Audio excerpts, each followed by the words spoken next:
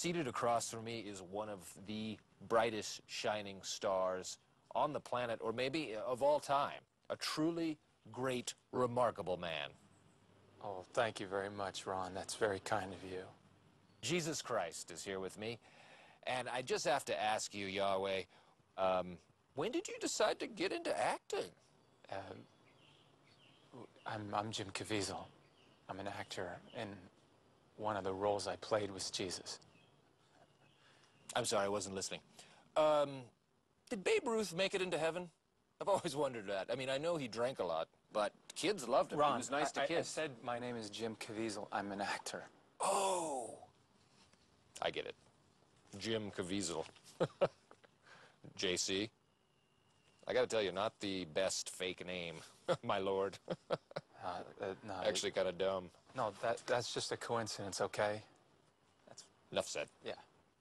Hosanna. I want to ask you this. You've got your Jesus powers, right? Do you ever use them to fight crime, win the lottery, help yourself in games of chance, such as blackjack or Keno? Listen, I'm serious here. My name is Jim Caviezel. I'm an actor. I've been in a dozen or more movies, and most people don't even know me as Jesus. In fact, recently I did a movie called Bobby Jones. Mm-hmm. It's about that famous golfer, and in fact, this is a really funny story. Is it hard to pretend that you can't make every shot a hole-in-one with your Jesus powers? Okay, I think I'm gonna have to leave. Please, please stay. I'm sorry. All right, but you bring up the Jesus thing anymore, and I'm gonna have to go. Okay? Okay, okay. Boy, I thought Jesus would be a little more laid back. Hey. Sorry. New question. New question. What's Mel Gibson like? Well, he's a great guy. Yeah. He's very controversial because of his psychic abilities. What? He can read women's minds. He knows what they want, and that scares me. That was a movie. Really? I thought it was a documentary. Helen Hunt was in it. How could that be a documentary? Oh. Touché, my lord. You promised. Okay, I'm gonna be honest here. I've got over 900 questions here, and they're just all about you being Jesus. So I'm afraid I have to leave, Ron. Do you have an appointment? Okay. No, please. Please. Jim, please. I apologize. It's too late for that, Burgundy. Look, do your research. I did. You're a hell of an actor. It was a very convincing performance. That's why I got confused. I'll send you some steaks or something. He's got some other world or unworldly knowledge that seems to envelop. How do you prepare to play the Son of God? It's a great question. How do you prepare? Yeah. You know, by fire. I was playing it, and looking back, there were two words. It was unquenchable fire. Let me tell you, I was on that cross, and many people who looked up there, you know, I may be playing Christ, but a lot of times I felt like Satan, because I had obscenities wanting to come out of me, and it was so cold. It was like knives coming through you. And watching that at times, you know, when you're watching that, I would want to, you know, burst out in my own humanity, you know, tell this guy to shut up or, you know, take off. Which was the very opposite of what Jesus did in forgiving his enemies. And I'd like to ask you a question. When you were on the cross and you got hit by lightning, did you feel our Lord's presence in your heart? Did you feel our Lord's presence when you were on the cross? You know, in areas like that, I think people have to come away and say, did you see it? For me to say it, there's some things that I hold very private. Mm-hmm. Whatever you see, you know, it's all I can tell you, mm-hmm. Whatever you see. Mm-hmm. But, you know, I'd hope that they were moved in that direction. But, you know, the things that it's private. Yeah, you know. Yeah. And that's fine. But the whole mission was, I did not want people to see me. I only wanted them to see Christ. That was the conclusion I came to. Mm-hmm. Sin is fun. Sin is fun. Yeah. Not in my neighborhood. My question is, there's a scene where Satan is standing, what looks like she's holding an infant, and that's what we all thought. And then the baby turned around, and it looked almost like an old man. I was wondering what the symbolism was of that scene. You know, I've gotten like 15 calls about this. Yeah. Should we take a crack at it? Sure. Go ahead. Don't make me. Well, I mean, I wasn't I in don't the know movie. I'm always interested in what people have to say about it. Paul, what do you think? Is Paul still there?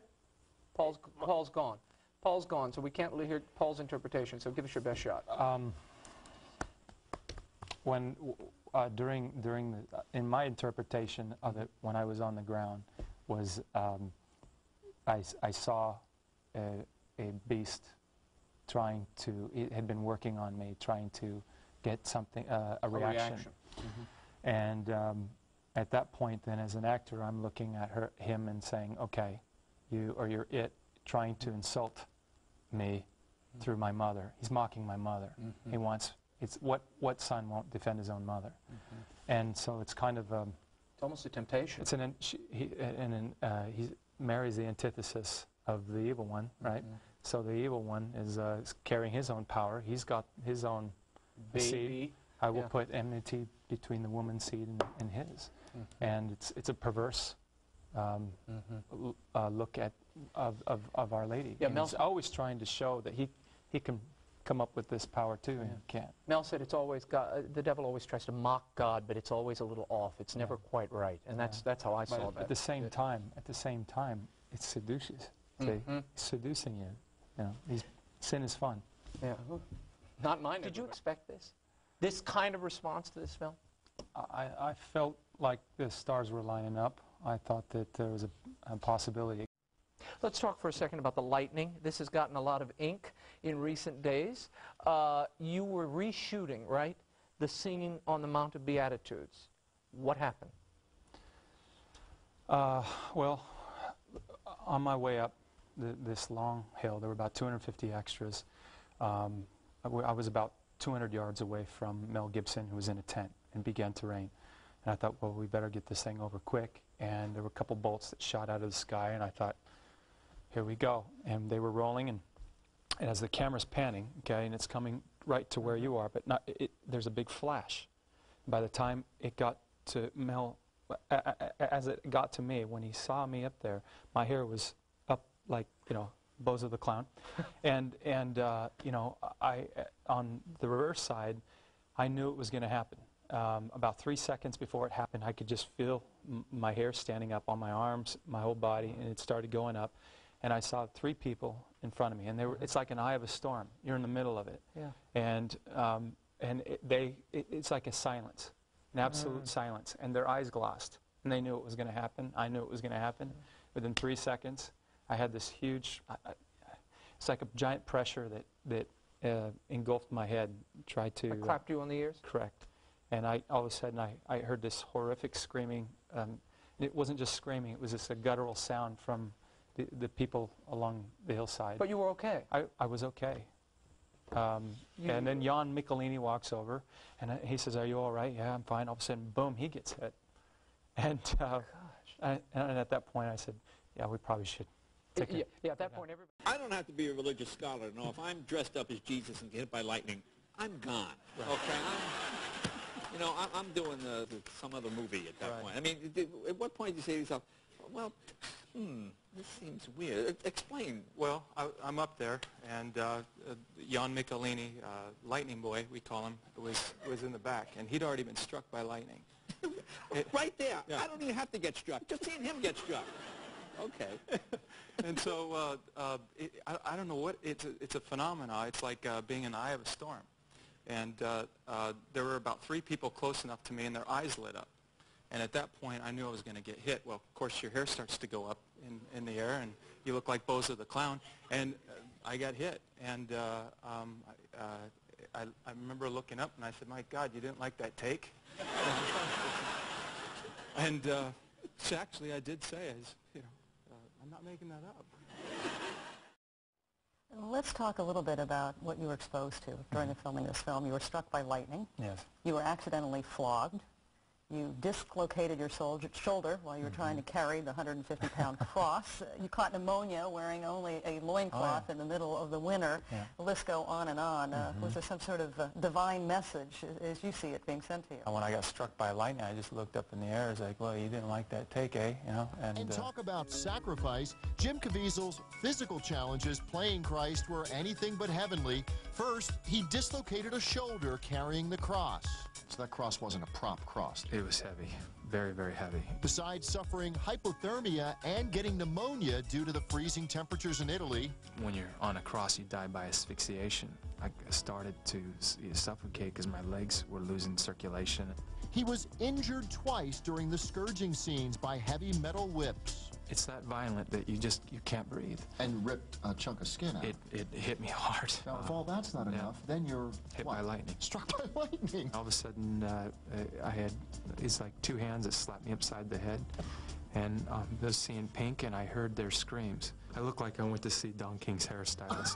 It was, I got lit up like a Christmas tree. Do you think this was a sign from God? I have my own feelings about it. I just felt like looking up, and I said, gee, you didn't like that take.